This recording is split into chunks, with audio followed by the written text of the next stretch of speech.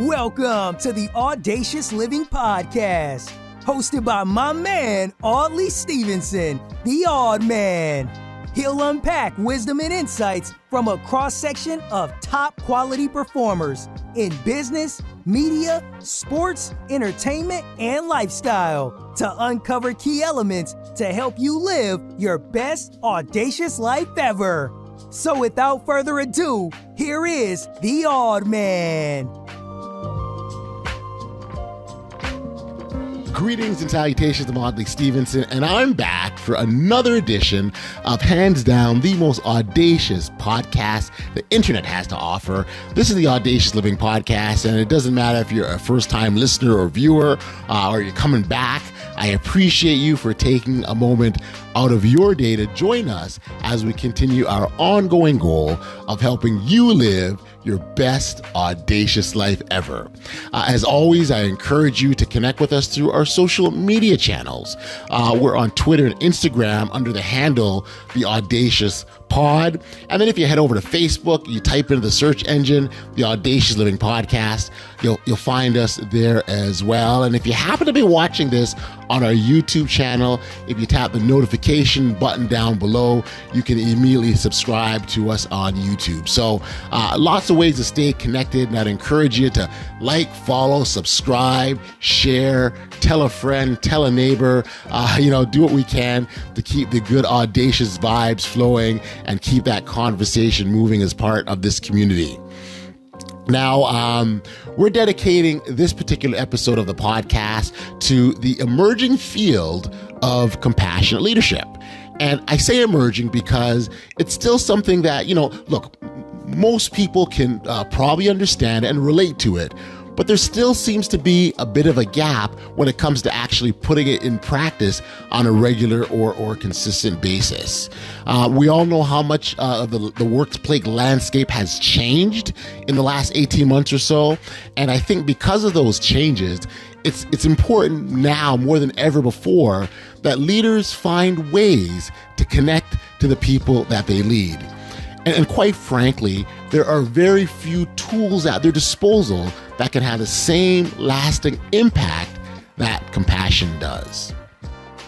Joining me on the podcast to further this conversation of compassion and increase our knowledge and understanding is Laura Berland and Evan Harrell, who are founders of the Center for Compassionate Leadership. Now, the center was essentially founded as a way of advancing this new way of leading in the world. And again, we're doing so with compassion being our first foot forward. When we exercise compassion towards others, we're seeing the humanness that exists inside of them, and we're recognizing other people for who they exactly are. We're showing kindness, we're showing love, we're building connection. And that's what compassion does. And, when you look at the work of the center, it sort of brings all the wisdoms and learnings and expertise all together under one hub and then shares it with other people. So it's really exciting to have Laura and Evan expand further on the work of the center. I think they should be commended for a fantastic job. And I think this is a great opportunity to this is where I pause and give you an opportunity to learn about the Center of Compassionate Leadership with Laura and Evan. So without any further ado, enjoy our conversation. Let's go, right? How's that sound? Absolutely. And I've seen your some of your conversations, and they're beautiful, and I've been looking forward to talking to you. So this is going to be fun. And he's not alone. Thank you, the two of you. When I sat down December of 2020 with this kind of void, thinking about what I wanted to do with myself, and I thought about podcasting because it felt comfortable to me.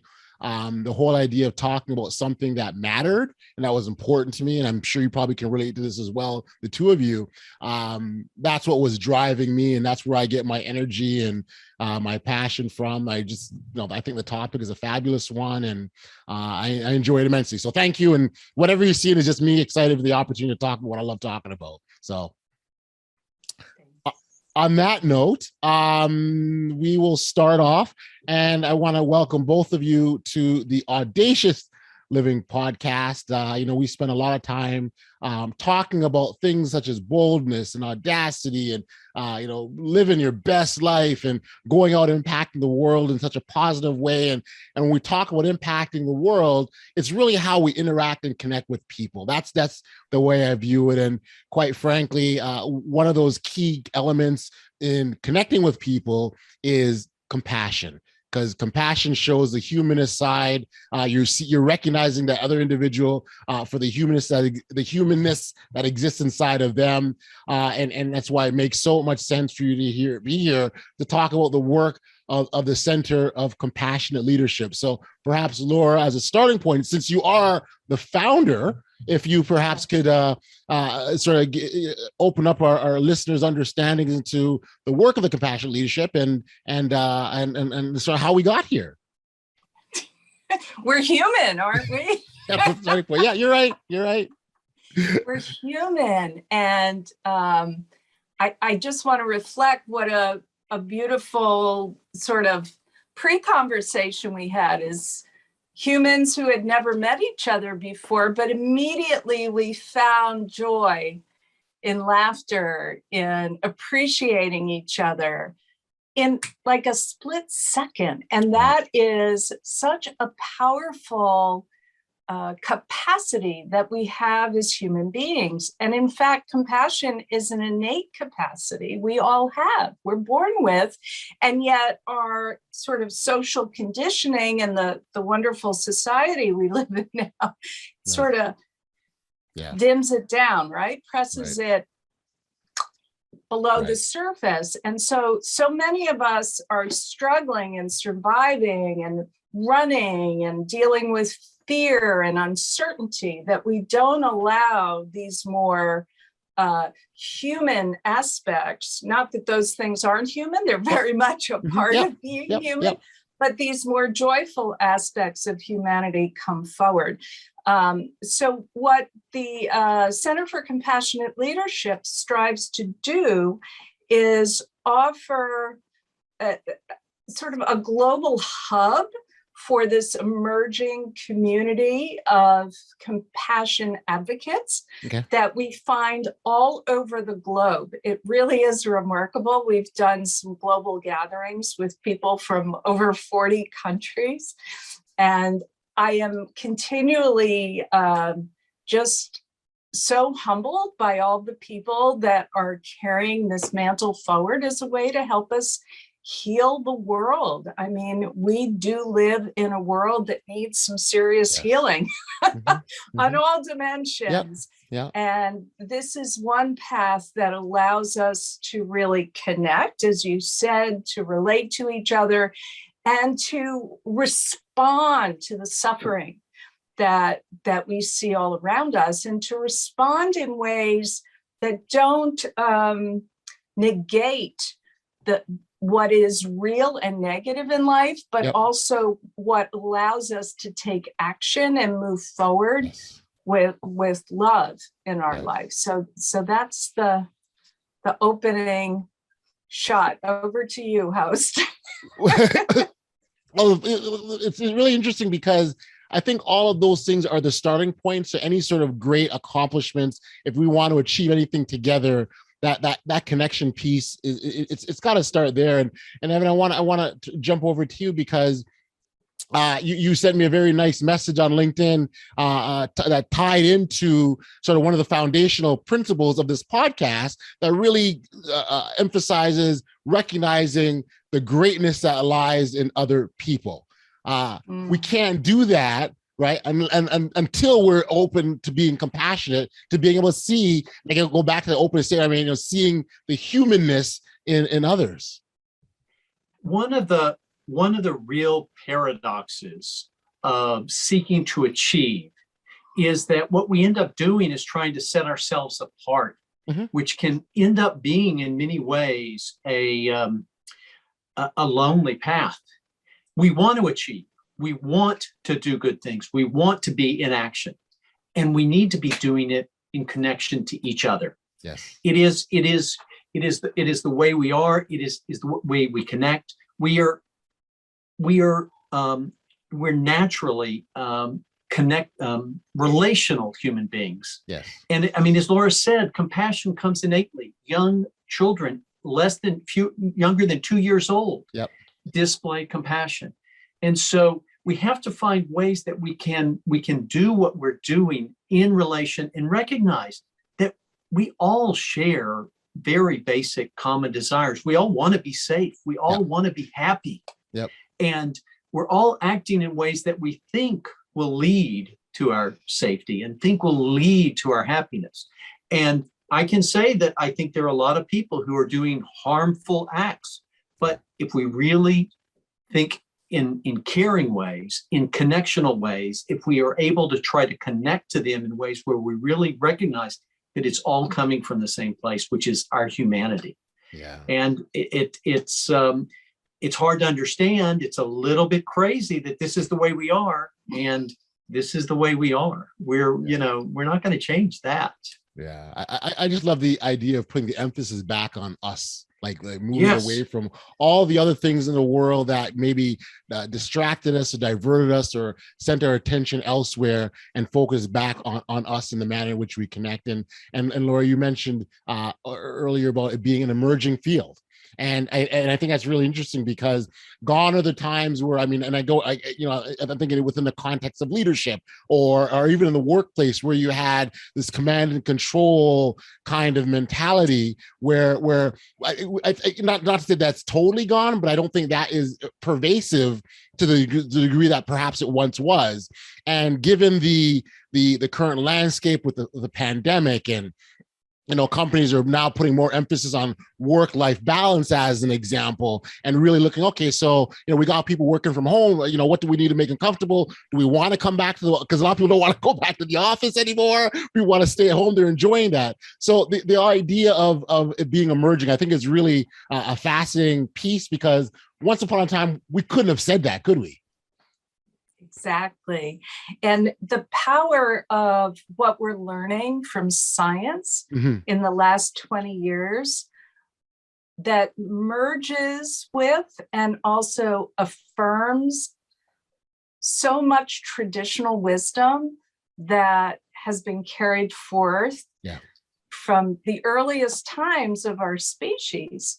So now we have evidence, and evidence sometimes is exactly what leaders need to sort of open their eyes and get a wake-up call, if not the pandemic, which was certainly a sea change, I think, in the way that people started to really value the humans that work within their organizations and the relationships that these humans have outside of the office. Yes. And this line between work life and home life, of course, has been dissolving, as well as this separation, I think, that we've all sort of marched forward with, which is I have an inner life, but my outer life is sort of my public identity, and I'm not going to share my inner life except with my most intimate family and friends. And that too is dissolving, because we all recognize the power of our emotions and how they impact us at work, and the need to be vulnerable and safe.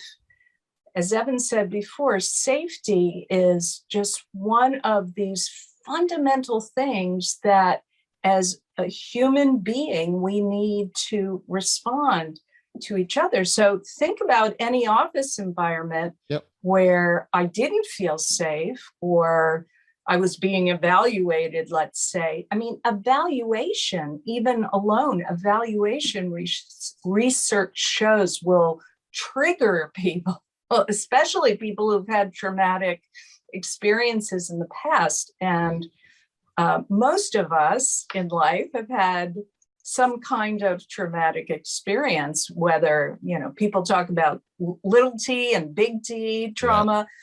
Trauma can manifest in many ways, and we are all affected in very substantial ways. So we need to seek safety and the ability of leaders to sort of create environments of safety, connection, and belonging is really what our work and the work in the field of compassionate leadership is all about. Got you. I'm curious, Evan, what was the conversation like? 'Cause you're the co-founder, right? So, I mean, officially, we've got the founder and co-founder. What were the conversations like between the two of you as you were talking about going down this path and journey? Was there much, I was not say convincing, but I'm curious what that dialogue looked like between the two of you.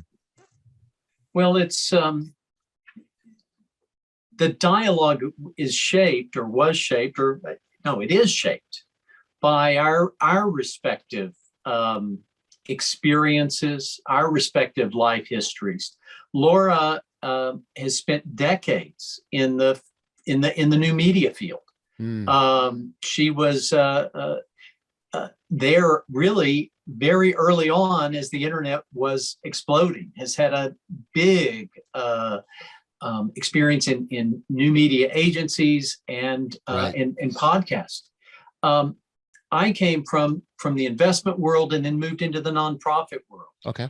I have a business background with an MBA. So the two of us, when we have these conversations, it's actually really rich because we're each coming at it from a different point of view. And when we are able to recognize that we're seeing this from different angles, and because we're seeing different things, it can come together really nicely. So for compassionate leaders, it's the same thing. Right.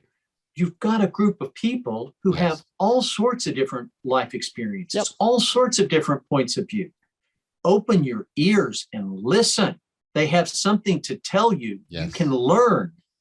And so this is what is really, I think, the challenge for many leaders. Research shows that as leaders rise in the ranks, they rise because of their emotional intelligence. But as they get to the highest levels, all of a sudden, things change.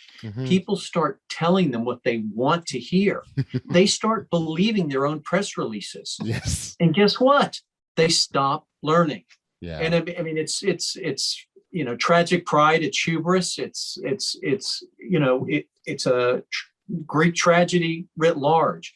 So it's we work to hear each other's different perspectives. And I think that's a critical skill for compassionate leaders. I mean, go ahead. No, go ahead. I was going to say it's not always easy. Right. That's right. Like we're on different wavelengths sometimes, and there is no clear path to that wavelength where we can but that's okay though, right? That part is okay. The differencing, I mean, the biggest challenge I have, you look sometimes, and I'll even use the presidential election, because you disagree, you're a bad person, or that's not the case at all. Like, you can disagree. You can have divergence of opinions, all of those things, and still reach that common ground, right? But when you vilify the other party because they don't see things the way you see it, then you're getting further away from the center where you're trying to get to. When we start to feel threatened, which is what happens when what you just described happened, when somebody vilifies me or I vilify them, all of a sudden we're feeling threatened. We drop all the way down into our reptilian brain. And so we have to recognize that we need to be able to acknowledge the other person, their validity, their experience, their fears, what's driving the behavior that we find really challenging. Just because I can understand why people are doing doesn't mean I think it's right, doesn't mean I approve of certain behaviors. But it doesn't mean I have to vilify them, to use your perfect term. Yeah, no, Yeah. absolutely, absolutely. Laura, what are conversations with I guess leaders that what are they like when you're sort of opening up this? For some, it's a new concept, and some I'd imagine some right away go, yeah, that's it, because I think what you're doing and what the center is doing a very good job of is labeling something where to some might be innately natural to them, and they just do because that's their way of being, and others like, oh, this is a concept. So I'm curious what those sort of conversations look like. Such a good question, because there's a lot of divergence in the field right now, right? Right. Some people take this message in very naturally, as you said, and it's like, oh, I can be kind, I can be compassionate, I can be caring, I can listen deeply, I can show up courageously, I can do all the things I'm used to doing. And this is who I am. I am a compassionate leader. And then for many other leaders, it's very, very difficult to sort of feel the resonance with these concepts. It's like, wait a minute, I thought leaders were strong. I thought leaders had to be tough, and it's not like these are mutually exclusive on any level. Compassionate leadership has been viewed as a soft skill traditionally, but now there really is this window to open it up. Yeah, no, I mean, I think you can be strong and compassionate at the same time. They're not two different islands here. Exactly. They're not at all. And in fact, there are many classic examples, but if you think about the need to let people go, well, what's the easiest way to do it? You send them a note to say go to HR, and you go out the door, and you don't even make eye contact. Right? How about calling security somebody shows into up the at the office desk with your box, right, to clean your desk? Yeah, how right? about calling somebody into your office and saying, listen, this is one of the hardest things I've ever had to do. I've had to let 3 people go, and I can't believe I'm having to let you go. And you recognize the pain that the other person is feeling. You acknowledge it. You let them know that you care about them, and you still have to let them go. That's not easy. That's not a soft skill. That is compassion. And you're going to be doing all of these things anyway. You're going to be going to the office and seeing people in the elevator. You can be compassionate, or you can be not compassionate. Right. You got to have a hard review after a project. You can be compassionate, or you can be hard. And this is another great myth of compassion, is that somehow if we're compassionate, people will settle or they'll be complacent. But the reality is that compassion, and this is been researched, compassion is a much better motivator than judgment or punishment. It's true for ourselves. When we're hard on ourselves, self-compassion gets us going, and it's true with others. So it's not about whether you're going to settle or not. It's about whether we're being honest about what is real and saying it and naming it in non-judgmental ways, in ways that don't vilify the other. Right. What I find interesting is that I'm sure if you sit down with people and you ask them honestly, tell me, your favorite, experience with a leader or a boss, or maybe even a teacher or a coach or something, and you say, if you had identify one situation or one individual, they would name that. And I bet you could ask them, what about them stood out in your mind for you?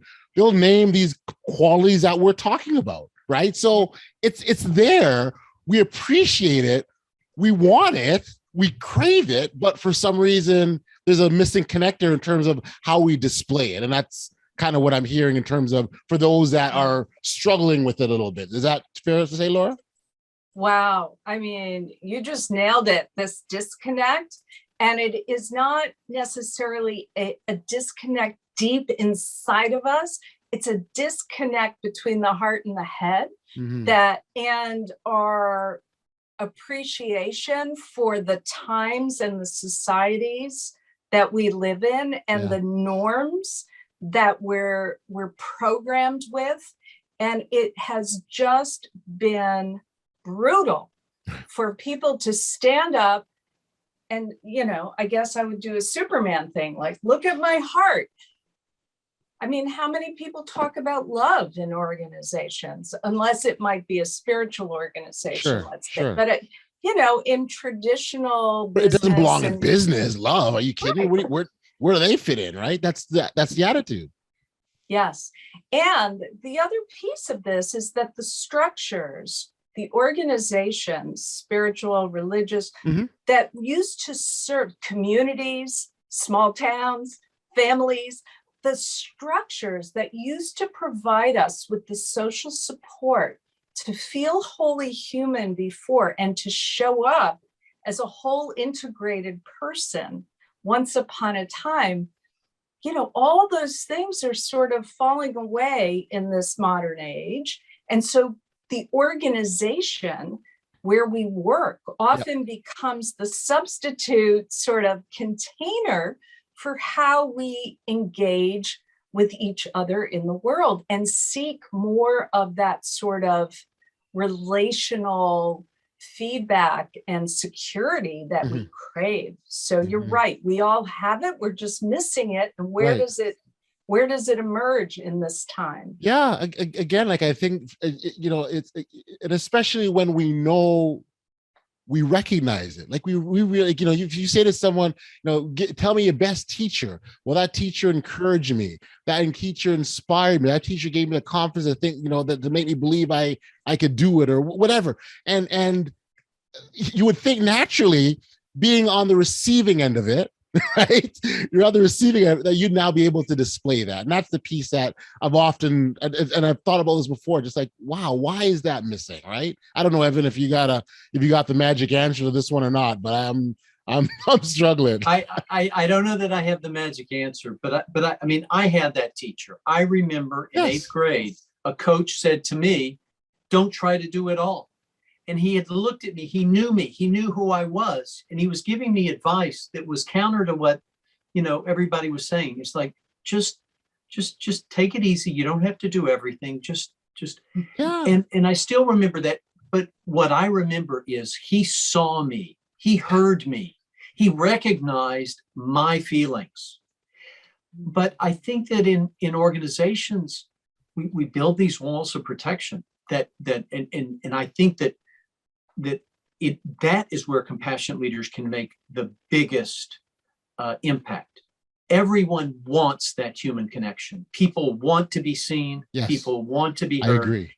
And it is up to compassionate leaders to make the effort to make sure they are doing that. Right. And by the way, when you do that and you do it compassionately, as a leader, what research shows is that your team sees you as a human, more as a human than a leader. They see you as a human first and a boss second. Yeah. That has powerful impact for team dynamics, for people getting excited about their work, for living audaciously. If you want your team to live audaciously, then see them, hear them, treat them like humans. Yeah. I'll just add to that, if I may, that this is a skill set that, as we said in the beginning, everyone has. It's just been sort of buried beneath the surface. So it's very trainable. It's very relatable. And as long as the leader sets the tone and gives permission for everybody to show up as a whole integrated human, then people will respond. It's just that we've been negated from our own human nature for lots of different reasons. And I agree. There are multiple reasons why it doesn't happen, whether it be the culture of the organization, that person's own individual beliefs, what they understand, or how they think they should show up in the world. I mean, there's a bunch of, there's not just one. So I agree that there's a whole bunch of things going on. So it leads me to the question then, the starting point. So I've come in, I'm this leader with this blank slate, and I don't know where to start. And I say, hey, Laura, what do I do? Where do I start? Where do I go? Yeah. We start with ourselves. We start from the inside out. Mm. And that often is the hardest light to shine. Like, how do I need to show up? How do I give myself care and kindness? I've got this inner critic that's Yes. really good at telling me Yes, what yeah, a yeah. jerk I It's am. got me this far, right? In fact, that's really true. People think that the harder they are on themselves, the farther they will go. And as Evan pointed out, the shaming, the blaming, it doesn't work long term. So yeah, you might have gotten to the peak of the mountain, but you may be exhausted, you may be overwhelmed, Yeah. you may be At what cost is a question, right? right. At what cost it got you there? Exactly. Sometimes it's not the summit, if you will, right? It's that journey up that summit, up to the top. And the beauty of well, there are two things about the self-compassion. One is whatever we haven't dealt with, we're going to project it onto our team. Yeah. You know, like they say, poop rolls downhill. So if you want your team to be covered up in your own challenges, don't deal with them. Push them down and ignore them, because you're going to be putting that burden on everybody else's back. Yes. The other thing is, people think, tell me what to do. I mean, where do I go? What is out there? It's not out there. Right. It's all right here, right now. And it's easy. It's easy to feel like you're living audaciously when you get that promotion, when everything's going right, when the sky is blue and the birds are singing. But you know what? You can live just as audaciously. You can lead just as powerfully when you're doing your tax returns or grocery shopping. It's all right here. It's not out there. So in as Laura said, we suggest that leaders start with themselves, or else they're probably not going to get very far. You're absolutely right. Now, I'll also say, Evan, the branding department's really happy that you throw the word audacious as much as you have. They're really pleased. So thank you for that. Well, it's all connected. It is absolutely all connected. And that's, I mean, what you call living audaciously is this. Everyone wants that. This is what everyone hungers for. It's universal. And when we can recognize that, we can connect with each other. You know, one of the themes that we oftentimes end up discussing on this podcast is around that you know, what that audacious living, the impact it has on other people. Right. So and sometimes I might be just doing it for myself. So I've got to take this risk. I've got to take this chance. But when others can see that, you can inspire them to maybe do the same or take a bold risk of their own. And so there are benefits on both sides of living this audacious way of life that we oftentimes talk about here. And just to circle back, and I know we've already said this, but when leaders can take the risk and open up themselves and show, look, I'm human, I make mistakes, the message the team gets is, okay, we can try, it's safe for us to go out there and put our necks on the line, because he's got our back, because he's got his own back. That's right. So, that's right. Absolutely. That's right. I know we've probably sort of touched and glossed on it, but I specifically wanted to talk about why this is important for organizations, Laura, and maybe you can sort of talk about maybe the benefits of why this approach, this heart-centered approach, where we're thinking about others first, and putting ourselves in, giving why we're giving the benefit of the doubt or just thinking about others, why this is beneficial for organizations. Yeah. Well, I'm going to give you a short answer, and then I'm going to pass it over to Evan to give you a more detailed accounting. The beautiful benefits of infusing safety, connection, and belonging into companies. But right now, as we're at this juncture of going back to work, so to speak, be it this gray area, are we working at home? Are we going to the office? We have this massive departure from people leaving their organizational jobs.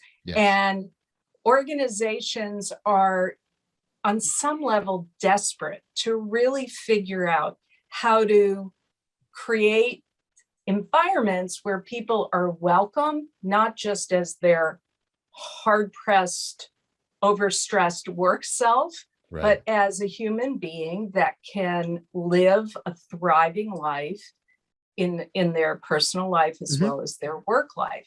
So in some sort of selfish way of thinking, organizations really have to change their tune to keep employees happy and to attract new employees. And that is an urgent call for many organizations right now. Is that a difficult conversation to get organizations to understand that? You took a big sigh there. Well, there's not a single answer because as Laura said, some people get this intuitively and others don't. Yes. When people come to this and they view this as one more task I have to do, one more program I have to layer on, yes, it's a hard conversation to have. Right. But that's not what it's about, because it's about trying to shift the way you think to becoming more humanitarian, more connectional. And so in that way, people who are open to that, it can be quite easy. Yeah. Because and to answer your question, why does it matter? I mean, I want to answer it two ways, because the first way is it matters because this is what we do as human beings. It's the right thing to do. And I think we have to, at the Center for Compassionate Leadership, we have to start from that, or otherwise it becomes a program of manipulating. We're gonna bring this program in, and your people are gonna produce more. We're gonna be able to extract more from it. And it's not about that. It cannot be about that, or it will be guaranteed to fail. Right. When you do it because it's the right thing to do, employees are happier, they stay longer, you have lower turnover, customers are happier, teams show more creativity, which lead to greater levels of competitive advantage. For people who are interested in this, there's a very important book called Awakening Compassion at Work. And there's an entire chapter devoted to the research here, which is very compelling. But the beneficial outcomes to the organization are voluminous. It's huge. Yeah. No, I agree. I mean, you think of the benefits of creating an environment of trust, of caring, of all these things that promote positive impacts that help organizations and companies. So I'm glad you sort of touched on some of those points. Yeah. I mean, if there's something that you have upcoming or future initiatives, please share. Thank you. We have 2 programs this fall to train leaders to work on development, to do that in community, because we can't do it alone. So one of the programs is targeted to global health leaders, and the other is for a cross-disciplinary group in general organizations and nonprofits. And then in the beginning of the month of September, we have one of our community events, which is a free global gathering. Our guest speaker and practice leader this month will be Kristen Neff, who is an incredible author, academic, and really the pioneer who defined what is self-compassion from an evidence-based point of view. So we're very delighted to welcome the community in. And if she recently wrote a book, did she not? She just released something? She did. It's fabulous. Yes, all good. Fierce self-compassion. Yes. Fierce. Yes. Yeah. And that's an important message. Like it reinforces why self-compassion matters. So that's amazing. That's right. Fabulous. And it's beautiful because it takes the point that there's the nurturing self-compassion and there is the fierce self-compassion. And it's the same in compassion as well. We've got the nurturing, caring compassion. But if we're going to change the world, if we're going to address issues of social justice, we need courageous compassion, because we need to change this. We need to change the systems that are creating the suffering in the world. And her book, Fierce Self-Compassion, just summarizes that beautifully. Highly recommend it. Oh, amazing. I'm really happy to have had this conversation with you today. Fundamentally because it's something I truly believe in. So it's nice to sit down with like-minded individuals and reinforce our beliefs and thinking. But also, I'm really happy to know that this work is happening in a very deliberate manner that the two of you are doing it in. I think. Because for a long time there was a gap, right? There are gaps for a long time, and so much even on this podcast, it's on the basis of sort of promoting that message that there are ways of doing things. In fact, at the very end of every episode, I encourage you to stay healthy, stay safe, show love, be compassionate, be audacious. Like that's a very much a theme of what we do here because we truly believe that to be. So to know that there's work out there, very deliberate work happening, I'm thrilled. I got to tell you, I'm thrilled. I love what I'm hearing. So thank you both. Thank you. Yes, thank you. This is been a joy, a pleasure, a spark. I mean, Yes. it is only by relating to each other that we inspire each other and can show up as our best selves, as you said. Yes, and thank you for the work that you are doing, as you just described it, because it is rippling out into the world. Yeah, no, I appreciate it. It's coming from the heart, and it's authentic. Absolutely. Last December when the pandemic started, there was a gap, there's a void, and I thought, well, what is there? What can I do? How can I contribute? What do I have that's in me to give? And all of those things are the foundational elements of what compassionate is. And even to take the word leadership out of the equation for a moment, Evan, you spoke earlier about it's the right thing to do. It is. It just really is. So I'm happy to be able to have my platform. I'm happy to know that you have yours. For our listeners that wanted to learn more about the work of the Center for the Compassionate Leadership, where could we send them? Thank you. The center's website is at centerforcompassionateleadership.org. We're a nonprofit. We'd love people to join our community, sign up for the newsletter. On most social platforms, we're at Being Compassion on Twitter, on Facebook, and on Instagram. And you can find us on LinkedIn, where we have a lot of rich, juicy conversations with the community and people who are curious, like, what is this compassionate leadership? Yeah, that's right. Oh, that's amazing. That's so amazing. Listen, I again appreciate the time. Thank you for being here. I'm glad that we had this opportunity to connect and share in this fashion. And I would encourage you to keep up the tremendous work. It's so valued and needed, and there's definitely a place for it. And not in our greater society as we grow, evolve, and develop. So thank you so much. Thank you. Thank you.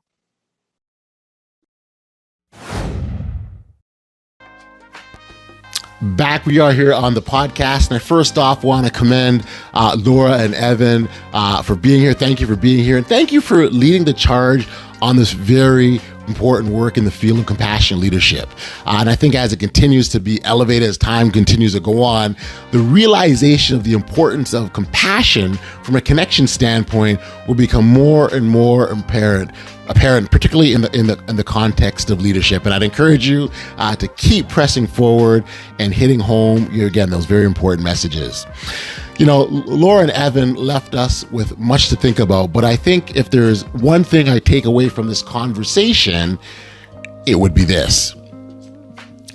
The pressures facing our society brought on by the pandemic has led to increased depression, higher than normal unemployment rates, civil and political unrest. We're divided in ways like we've never, ever seen before. As our spirits continue to be tested, it's apparent now than ever before that we need to demonstrate compassion towards one another in order to successfully move us forward as a collective.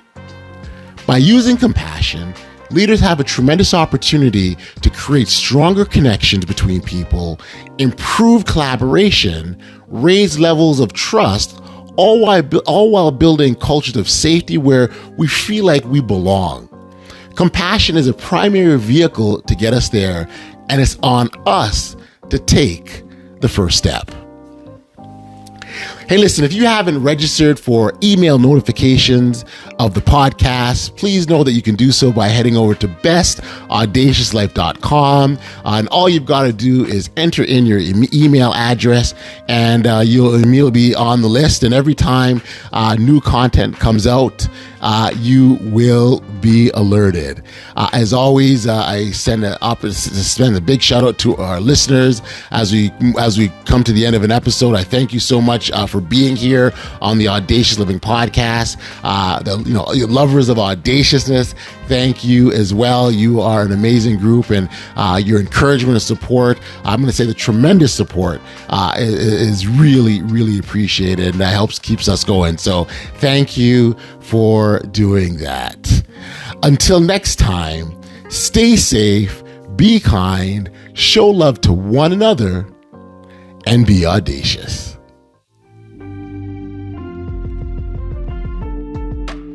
You've been listening to the Audacious Living Podcast, hosted by Audley Stevenson. If you enjoyed what you heard, be sure to like, subscribe, and share. Until next time, be audacious.